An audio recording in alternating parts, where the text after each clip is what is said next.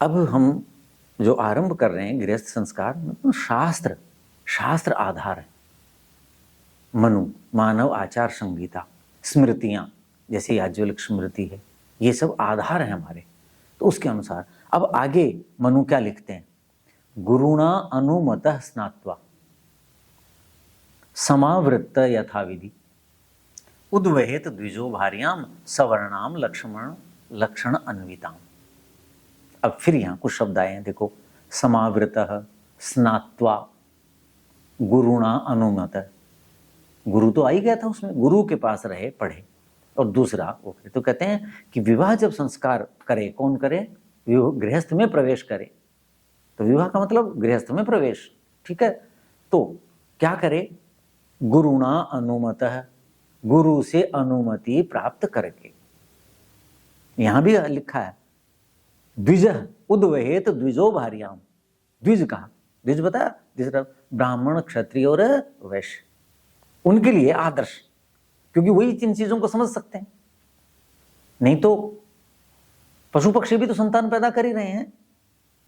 जो मनुष्य पशु तुल्य है, खाने पीना, सोना उठना, जिसके कोई संस्कार नहीं, जीवन में कुछ नहीं, ऋतु के अनुसार चर्या नहीं, दिन रात्रि में कोई भेद नहीं, जिसके जीवन में परिष्कार नहीं है, वो जीवन क्या है?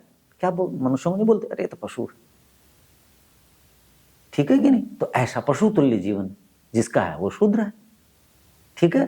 तो जिसको देखो ना, क्या हुआ कि दूसरा संस्कार किसका होगा, द्विज कौन सा हुआ, आचार्य के गर्भ में रहेगा, तो वहां से जो विद्या पढ़ ली, लेकिन ना समावृत, समावर्तन संस्कार, ये आएगा आगे करेंगे। समावृत, समावर्तन, जिसकी शिक्षा पूरी हो गई, जिसने समावर्तन संस्कार प्राप्त कर लिया, तो समावर्तन संस्कार तो आचार्य करेंगे।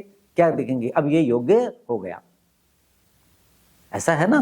जो कम योग्य हो कहेंगे नहीं तुम और पढ़ो, अभी नहीं, तुम अभी और ऐसा करो, अभी तुम इस योग्य नहीं हो। तो क्या हुआ, विद्या और बल, विद्या और बल, इस आश्रम में क्या चीजें इकट्ठी करनी है। पहला जो आश्रम है विद्या और बल, तो मैं महाविद्यालय में बच्चों को बताया करता था, मगर बच्चों ये जो और अतिरिक्त संसार की चीजें, इनमें ध्यान मत लगाओ। ये जो समय है आपका ब्रह्मचर्य आश्रम विद्या अध्ययन का जो काल है, इसमें विद्या और बल दो अर्जित करने, ये इतने अर्जित कर लो, इतने इकट्ठे कर लो कि अगले तीनों आश्रमों में, जैसे किसी के पास खूब धन हो तो उसका ब्याज से काम चल जाता है। तो शरीर भी इतना दृढ़ मजबूत बना लो, व्यायाम करो, शरीर की धातुओं को पुष्ट करो, और ज्ञान भी इतना ही कर लीजिए। फिर देखिए, तो समावृत्ता का मतलब क्या है, गुरुणा अनुमत, गुरु जी ने जिसको अनुमति दे दी है। तो गुरु जी अनुमति कब देंगे, कि अब आपका विद्या अध्ययन पूरा हो गया, यानी कौन सा, इसको कहते हैं विद्याव्रत स्नातक। क्या कहते हैं, विद्याव्रत स्नातक, दोनों चीजें आ जाती।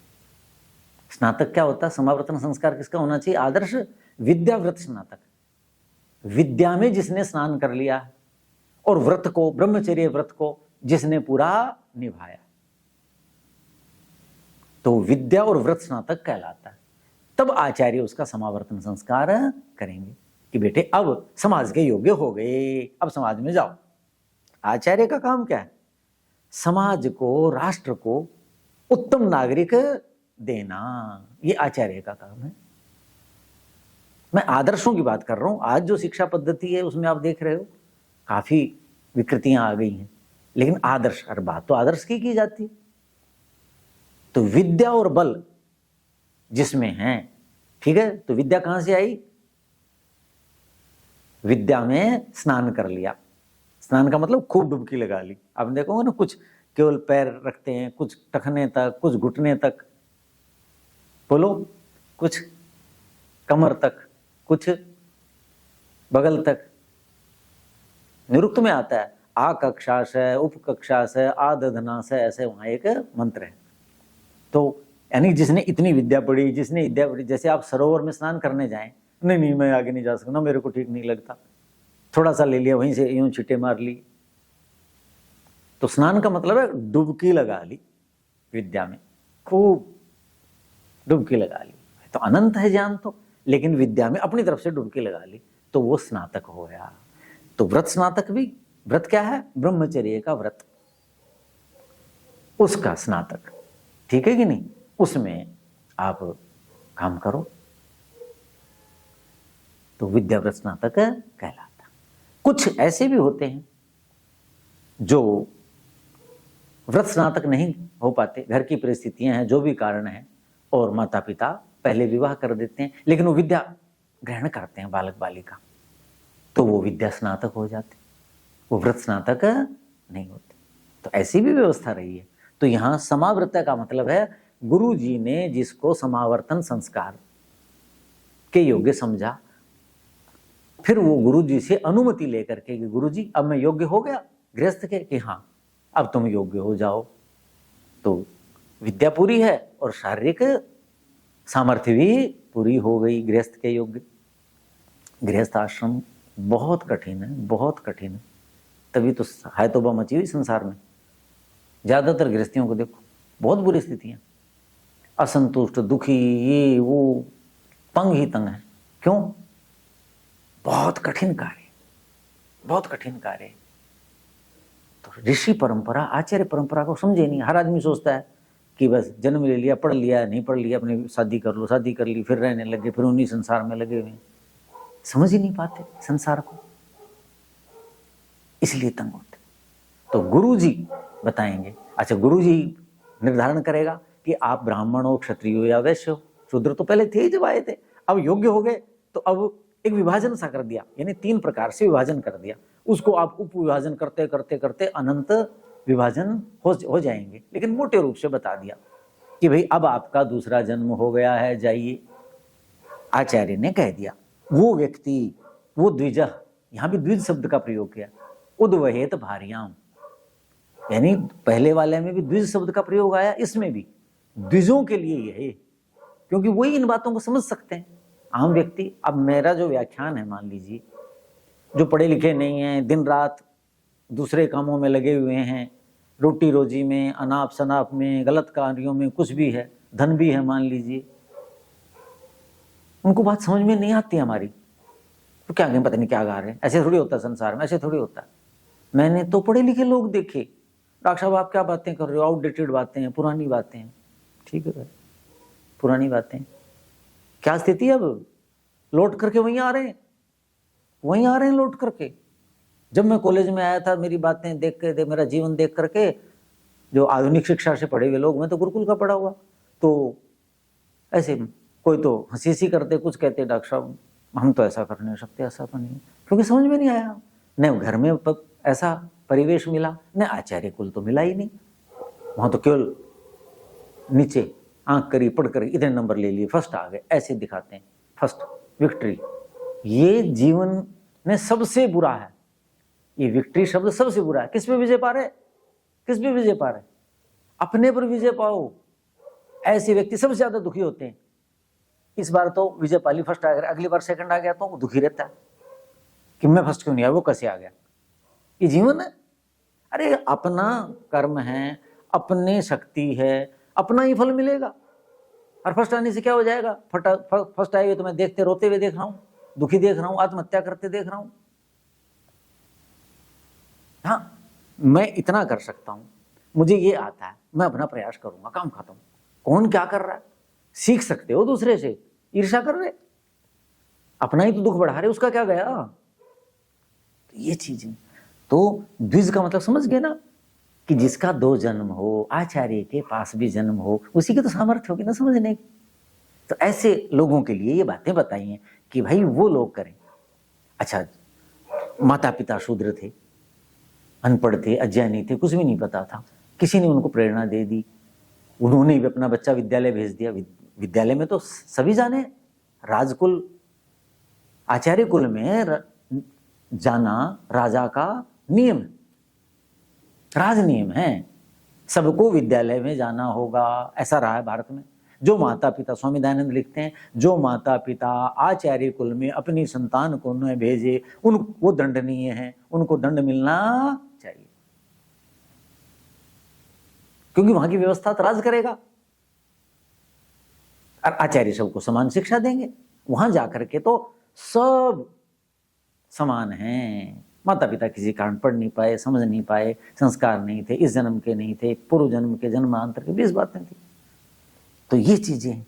तो कहते हैं द्विज जो है वो उद्वहेत भार्याम, गुरु जी से अनुमति ले। कब ले? जब विद्या में ब्रह्मचर्य विद्याव्रत स्नातक हो जाए तब। यथा विधि, ये लिखा है यथा विधि, ये नहीं डिग्री मिली चल दी। विश्वविद्यालयों में दीक्षांत भाषण होता है, कितने बच्चे सुनते हैं वहां डिग्री लेते समय, फोटो खिंचाने में लगे रहते हैं, सुनना भी नहीं चाहते। यथा विधि का मतलब क्या हुआ? आचार्य का दीक्षांत उपदेश सुनो। आचार्य बताएंगे अब आपने ये किया, ये किया, अब आपके ये कर्तव्य कर्म है, ये दायित्व है, अब आप ऐसे गृहस्थ आश्रम में प्रवेश करोगे, समाज के लिए, राष्ट्र के लिए ये सेवा आपकी होनी चाहिए, गंभीरता से। यथा विधि का मतलब ये कहा। तो यथा विधि अनुमति ली जाए। और क्या कहा? उद्वहेत, विवाह करे। किससे? भार्याम। अब यहां भार्या शब्द आया। सवर्णाम, अपने वर्ण की हो, और लक्षण अन्विताम, जो लक्षणों से युक्त। ये 3 शब्द व्याख्या मांगते हैं, अब इनकी व्याख्या करते हैं। भार्या किसे कहते हैं ये करेंगे। और क्या कहेंगे? सवर्णाम, जो अपने वर्ण की हो। अपना वर्ण का मतलब क्या हुआ? ब्राह्मण, क्षत्रिय, वैश्य और शूद्र। ये क्या है? 4 वर्ण है। तो सवर्णाम, जो समान वर्ण वाली। तो समान वर्ण आ गया। आजकल क्या हो रहा है बोलो? मैंने बताया ना, विवाह कितना धन है, कैसा रूप यौवन है, कैसा पद है, उसके अनुसार विवाह। वहां सवर्ण थोड़ी है। वर्ण क्या है? वर्ण की परिभाषा है समान गुण कर्म स्वभाव। गुण कर्म और स्वभाव जिसके समान हो वो समान वर्ण होता है। आजकल जो वर्ण कह रहे हैं ना, मैं ब्राह्मण हूं, मैं क्षत्रिय हूं, जो अपने आप को कहते हैं कुछ भी कह रहे हैं ना। ब्राह्मण, क्षत्रिय, वैश्य, इनकी परिभाषाएं जो वर्ण व्यवस्था पर हम चिंतन करेंगे तो इस पर बताएंगे, ठीक है कि नहीं। तो सवर्णाम, समान वर्ण वाली स्त्री से विवाह करे। और लक्षण अन्विताम, स्त्री और पुरुष के लक्षणों पर आगे हम चिंतन करेंगे। काफी लंबी प्रक्रिया है, वो बताएंगे, वैज्ञानिक दृष्टि से भी और शास्त्र की दृष्टि से भी। तो लक्षण अन्विताम, कैसे कैसे लक्षण पुरुष में होने चाहिए, कैसे स्त्री में होने चाहिए। नहीं, लक्षण क्या है? शारीरिक जो अंग विन्यास है, आपका बोलना, चालना, चलना, फिरना, इनसे आपके अंदर के तत्वों का पता चलता है। बहुत बड़ी विद्या है। इसको हमारे यहाँ सामुद्रिक शास्त्र कहते हैं। समुद्र नामक ऋषि ने एक शास्त्र लिखा, वो सामुद्रिक शास्त्र। लौकिक भाषा में कहें तो शरीर लक्षण विज्ञान। पश्चिम में कीरो वगैरह हुए हैं, बहुत हुए हैं, उनको बहुत पढ़ते हैं लोग। तो ये सारी चीजें, उनमें गलत भी सौदा चल रहा है बहका करके, लेकिन विशेषज्ञ तो उसमें बताया लक्षणों के अनुसार चिंतन होगा आगे कि ऐसी स्त्री और ऐसे, दोनों का होगा, पुरुष और स्त्री दोनों का होगा, कि ऐसी स्त्री और ऐसे पुरुष कहते हैं जिनमें ये लक्षण हो, उनसे विवाह करें, और ये हैं उनसे विवाह न करें। याज्ञवल्क ऋषि हुए हैं, उन्होंने याज्ञवल्क स्मृति लिखी, ठीक है कि नहीं। जैसे मनुस्मृति है, ऐसे बहुत स्मृतियां हैं, 12 हैं, 18 भी हैं, लेकिन मुख्य रूप से मनुस्मृति और याज्ञवल्क स्मृति ये प्रामाणिक भी हैं और इनमें गंभीर चिंतन हुआ है। और जो भारत की आज़ादी के बाद जो भारत का संविधान हुआ, उसमें जो हिंदू कोड बिल है, जिसमें हिंदुओं के विवाह, यानी इस देश के मूल निवासी जो वेद की संस्कृति को, वैदिक संस्कृति को मानते हैं, उनके विवाहों के नियम हैं। तो उनमें याज्ञवल्क जो स्मृति है उसकी बातें उसमें डाली गई हैं, उसको प्रमाण माना गया है कि उसके आधार पर कानून बना है। तो ये वो स्मृति है। वो क्या लिखते हैं? अविप्लुत ब्रह्मचर्यो लक्षण्याम स्त्रियम उद्वहेत, ये कहा। अविप्लुत ब्रह्मचर्य, वही बात कही जैसे मनु ने कहा कि आयु का आद्यम पहला भाग, यहाँ क्या कहा ब्रह्मचर्य, सीधा ही कह दिया। तो आयु का पहला 4 भागों में से पहला भाग ब्रह्मचर्य आश्रम है। तो अविप्लुत ब्रह्मचर्य, जिसके ब्रह्मचर्य में कोई भी व्यवधान नहीं आया, ठीक है कि नहीं, वो व्यक्ति स्त्रियम उद्वहेत, स्त्री से विवाह करे। जो ब्रह्मचारी होगा, व्यायाम करेगा, शरीर पुष्ट होगा, सबसे पहली तो चीज है ना, बुद्धि तो बाद की बात है, सबसे पहली चीज शरीर है ना। शरीर ही स्वस्थ नहीं है, कालिदास लिखते हैं शरीरम आद्यम खलु धर्म साधनम, मानव ने अपने धर्म अर्थात कर्तव्य कर्म क्रियाकलाप करने हैं, तो उसका आद्यम पहला साधन क्या है, शरीरम, शरीर ही पहला साधन है। तो ब्रह्मचर्य का मतलब क्या हुआ, शरीर की धातुओं को पुष्ट करना, ठीक है। और उसको पुष्ट कैसे किया जा सकता है, जो प्रकृति के नियम हैं उनके अनुसार चलना, इतने बजे उठना, इतने बजे सोना, ये खाना है, ये नहीं खाना है, उससे बात करनी है, उससे नहीं करनी है, ऐसा चिंतन करना है, ऐसा नहीं करना, यानी ब्रह्म माने ज्ञान, ज्ञान पूर्वक आचरण, ठीक है। और जिसमें ज्ञान का अर्जन हो वो ब्रह्मचर्य कहलाता है। तो ब्रह्मचर्य अविप्लुत ब्रह्मचर्य की जिसमें कोई भी बाधा न आई हुई हो, ऐसा पहला आश्रम, ऐसे आश्रम वाला व्यक्ति स्त्रियम उद्वहेत, स्त्री से विवाह करे। ये बात, अब जो व्यक्ति द्विज नहीं है, आचार्य कुल में नहीं गया, जिसका दूसरा जन्म नहीं हुआ, केवल जिसे आप कहते हैं ना लेमैन, संस्कृत की भाषा में उसको प्राकृत यानी प्रकृति की ही मोटी मोटी बातें जानता है, जैसे पशु जानते हैं जीवन यात्रा कैसे चल जाए बस। तो प्राकृत, ये प्राकृत मनुष्य को ये बात समझ में तो नहीं आएगी, इसलिए बार बार द्विज शब्द का प्रयोग किया जाता है कि जो द्विज हैं, जो संस्कारी हैं, जो समझदार हैं, जिनके पास ज्ञान है, अर्थात जिनका दूसरा जन्म हो गया है, परिष्कार आ गया है, वो व्यक्ति विवाह करें, उनके लिए नियम बताएं, आम व्यक्ति को समझ में नहीं आएंगे। तो ऐसी स्त्री, स्त्रियम उद्वहेत, कैसी लक्षण्याम, जिसके ऐसे ऐसे लक्षणों, ऊपर भी आया था लक्षण अन्विताम, लक्षणों से युक्त, मनु ने कहा यहां भी दोनों इस बात पर बल देते हैं। अब ये लक्षण क्या है, इन पर चिंतन करेंगे आगे, ठीक है। अब लिखा है, देखो वेद क्या कहता है, वेद पहला ज्ञान का स्रोत है, उसके बाद ही स्मृतियां आई। तो वेद में क्या लिखा है, ब्रह्मचर्येण कन्या विंदते युवानम पतिम। कुछ लोग कहते हैं ना कि हर जगह पुरुष के बारे में लिखा है, पुरुष के बारे में लिखा है, पुरुष ऐसा करे, पुरुष ऐसा करे, स्त्रियों को शिक्षा नहीं थी, ऐसा बोलते हैं। देखो वेद क्या कहता है, ब्रह्मचर्येण कन्या विंदते युवानम पतिम, कन्या युवा पति को प्राप्त करती है, करे ऐसा भी नहीं, करती है, अर्थात ऐसा वैदिक काल में था। कैसे, ब्रह्मचर्येण, ब्रह्मचर्य का पालन करके।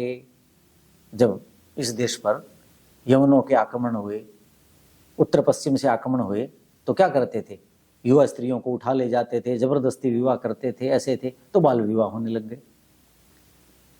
जब वो आए, शिक्षा कम हो गई, लूट खसूट सब कुछ किया, हमारे गुरुकुल पुस्तकालय सब जला दिए, राजा अपने राज्य में लग गए, स्वार्थी लोग। फिर अंग्रेज आए, उन्होंने तो शिक्षा पद्धति पूरी समाप्त कर दी, केवल अपना लूट खसूट का काम था। उतने लोग पढ़ाते थे जितने उनके राज्य को संचालन के लिए चाहिए। तो इतना अज्ञान हो गया था देश में, तो इसलिए बाल विवाह होते थे। कुछ तो भय के कारण कि कोई जो युवा स्त्री को उठाने ले, और कुछ अज्ञान के कारण बाल विवाह होने लग गए थे। तो उसको लोग ये कहते हैं कि यहां तो स्त्री पढ़ाते नहीं थे, तो कारण थे उसके।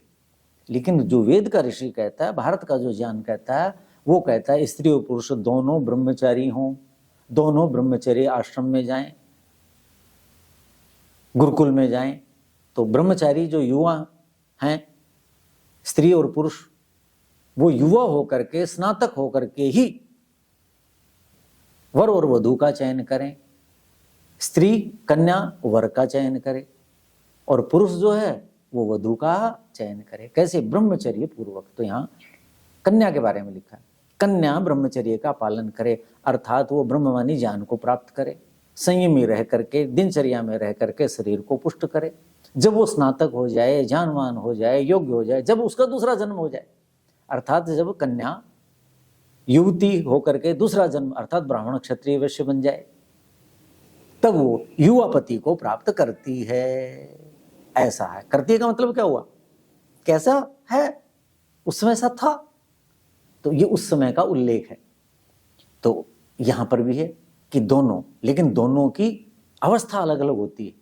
आयुर्वेद के अनुसार आगे चिंतन करेंगे स्त्री और पुरुष की अवस्था क्या होनी चाहिए, दोनों में अंतर कितना होना चाहिए, स्त्री की न्यूनतम क्या हो, अधिकतम क्या हो, उत्तम क्या है, पुरुष की न्यूनतम अवस्था विवाह की अधिकतम क्या हो और उत्तम क्या है, दोनों में आपस में अंतर क्या हो, ये विषय फिर आगे आएंगे।